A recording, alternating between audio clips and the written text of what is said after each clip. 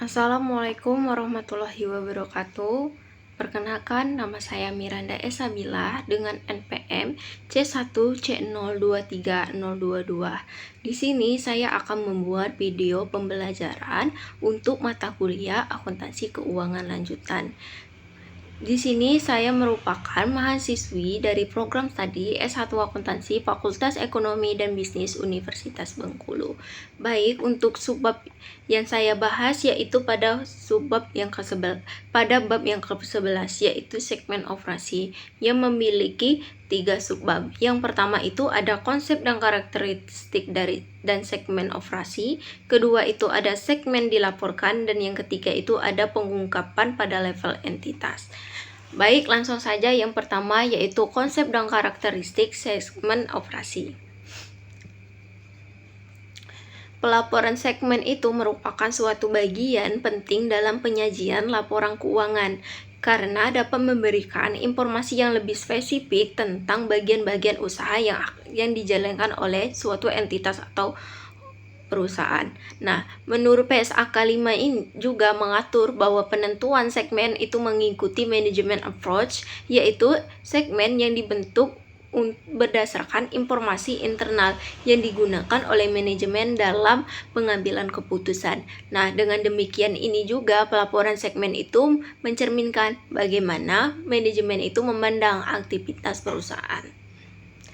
Selanjutnya itu ada konsep pelaporan segmen operasi. Nah, pelaporan segmen operasi itu bertujuan ada 3. Yang pertama itu adalah memberikan informasi yang membantu dalam menilai kinerja setiap bagian usaha secara lebih detail atau lebih spesifik. Nah, yang kedua tujuannya itu adalah mengungkapkan risiko dan tingkat profitabilitas yang berbeda pada setiap segmen usaha yang dilakukan suatu entitas. Nah, selanjutnya yang terakhir yaitu tujuan yang menunjukkan bagaimana suatu manajemen itu dapat mengorganisasikan aktivitas bisnis perusahaan. Perusahaan itu dapat memiliki beberapa lini usaha atau wilayah operasional yang berbeda-beda. Nah, masing-masing dengan karakteristik risiko, pelanggan, dan tingkat keuntungan yang tidak sama. Ini juga dengan mengungkapkannya sebagai segmen. Nah, penggunaan laporan keuangan ini juga dapat menilai dari kontribusi tiap unit secara terpisah-terpisah, baik seperti segmen-segmennya. Seperti juga divisi 1 tentang sumber dayanya, kemudian ada bagian bahan jadi, bahan baku, dan selanjutnya. Selanjutnya itu ada definisi segmen operasi. Nah, menurut PSAK nomor 5 ini, segmen operasi itu adalah komponen perusahaan yang melakukan kegiatan bisnis yang dapat menghasilkan pendapatan dan menimbulkan biaya. Dengan kinerja yang digunakan itu sebagai dasar dari evaluasi oleh Chief Operation Decision Maker atau CODM. Nah, yang dapat memiliki informasi keuangan yang dapat dipisahkan berdasarkan segmen-segmennya. Nah, segmen itu tidak harus berupa dari entitas anak. Segmen itu juga dapat berupa dari lini produk, divisi, unit wilayah, atau kelompok layanan tertentu selama unit tersebut dipantau secara terpisah oleh manajemen suatu entitas atau perusahaan. Selanjutnya itu ada penentuan segmen operasi. Penentuan segmen operasi itu dapat mengikuti struktur pelaporan internal perusahaan yang prosesnya itu meliputi 3. Yang pertama itu ada mengidentifikasi unit-unit menghasilkan pendapatan dan menimbulkan beban. Selanjutnya itu dapat menentukan unit mana yang memiliki laporan kinerja mandiri yang dapat ditinjau oleh manajemen, yang dapat menggabungkan unit-unit yang memiliki karakteristik ekonomi serupa apabila diperlukan saat pelaporan. Nah, contohnya itu perusahaan manufaktur yang dapat menilai makanan, minuman, atau jasa catering sebagai 3 segmen yang berbeda-beda karena memiliki pasar dan kinerja yang ditinjau itu juga secara terpisah oleh manajemen entitas atau perusahaan. Selanjutnya itu ada segmen dilaporkan atau reportable segment. Nah, tidak seluruh segmen operasi itu dapat disajikan dalam laporan keuangan. Nah, hanya segmen yang memenuhi batas kuantitatif tertentu yang wajib dilaporkan sebagai reportable segment. Kemudian ada ambang batas kuantitatif, yaitu sebesar 10% threshold. Nah, segmen wajib itu dilaporkan apabila memenuhi minimal satu dari kriteria berikut. Yang pertama itu ada pendapatan segmen yang sama dengan atau kurang 10% dari total pendapatan seluruh segmen. Yang kedua itu adalah laba atau rugi segmen sama dengan atau kurang dari 10% dari jumlah laba seluruh segmen yang untung atau jumlah rugi seluruh segmen yang merugi. Kemudian aset segmen juga sama dengan atau kurang dari 10% dari total aset seluruh segmen operasi.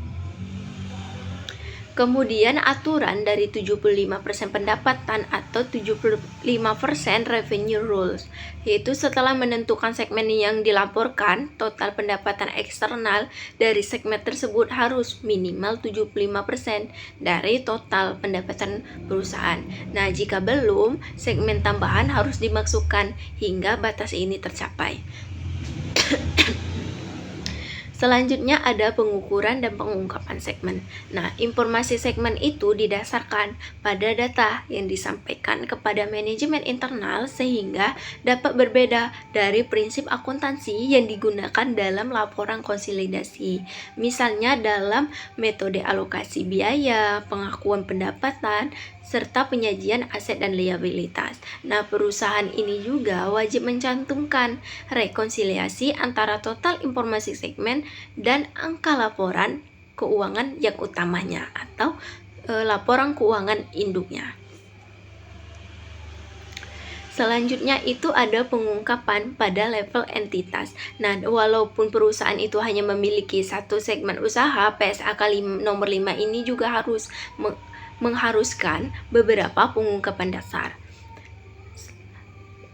yaitu informasi produk dan jasa. Nah, perusahaan itu wajib mengungkapkan jenis produk atau jasa utama serta pendapatan berdasarkan masing-masing kategori tersebut, yang tujuannya itu adalah untuk agar pengguna dapat menilai kontribusi masing-masing dari lini produknya. Kemudian ada informasi wilayah geografis. Nah, pengungkapannya dalam wilayah geografis ini mencakup dua. Yang pertama itu ada pendapatan berdasarkan lokasi pelanggan, baik dari domestik dan luar negeri. Dan yang kedua itu ada aset non-kini berdasarkan lokasi geografisnya. Dan informasi ini juga penting, terutama untuk perusahaan dengan operasi global dan regional. Kemudian ada informasi pelanggan utama atau major customer. Nah, jika satu pelanggan yang menyumbang dari 10% atau lebih dari total pendapatan perusahaan itu juga harus wajib mengungkapkan.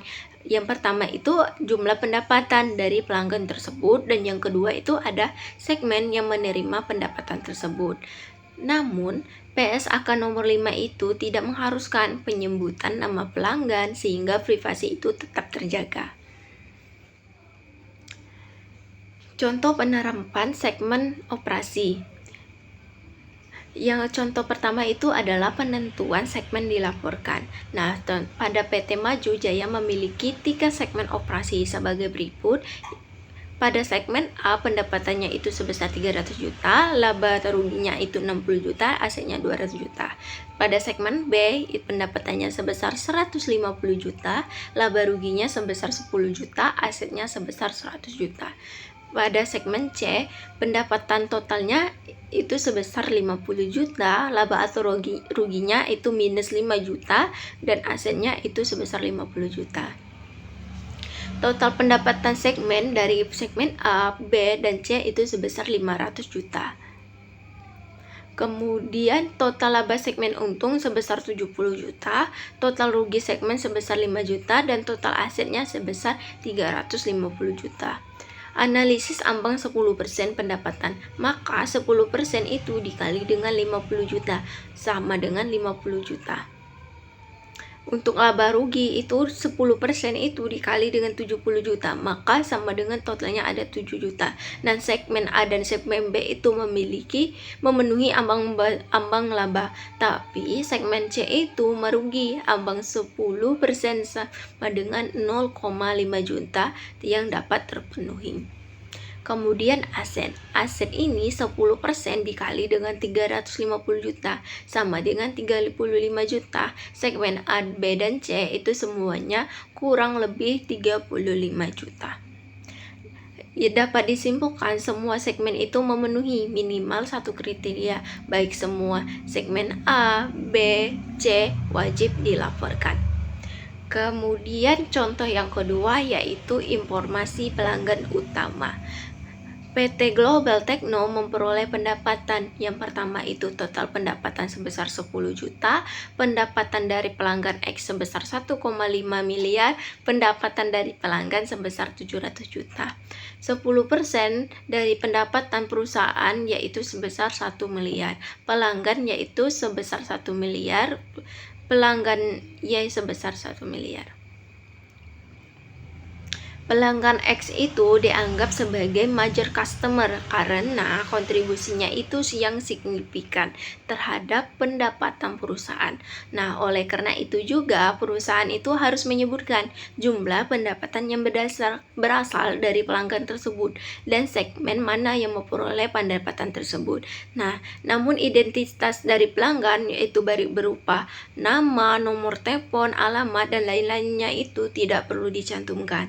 Karena dalam PSAK nomor 5 ini hanya mewajibkan informasi kuantitatif, bukan dari identitas customer-nya. Baik, sekian untuk materi yang bisa saya sampaikan. Saya ucapkan terima kasih. Apabila salah kata maupun perbuatan, saya mohon maaf. Saya akhiri. Wassalamualaikum warahmatullahi wabarakatuh.